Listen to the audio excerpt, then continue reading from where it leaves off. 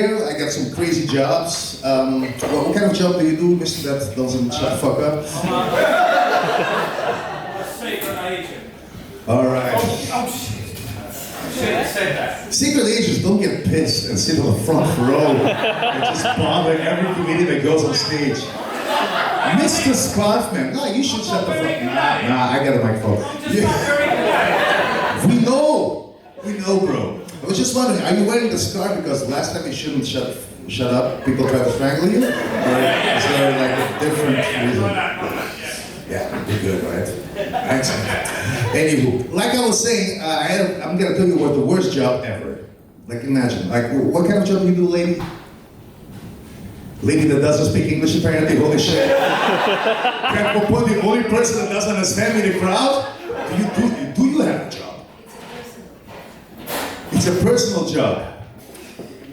Okay, this is going off rails very quickly.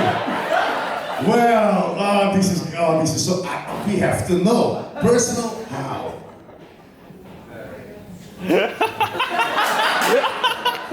Because you can't leave us hanging. It's 2020, you can say anything, it's alright, man, right? Just lie.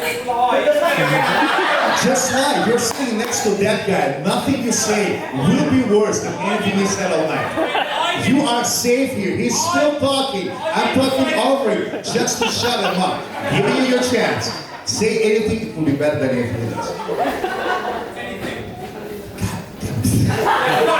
Just doesn't give up. Rolls-Royce saleswoman. She's a Rolls-Royce saleswoman. Oh, okay.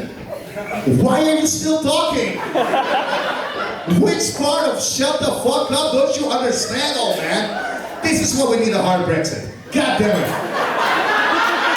Coming over here, taking our jobs, taking our women.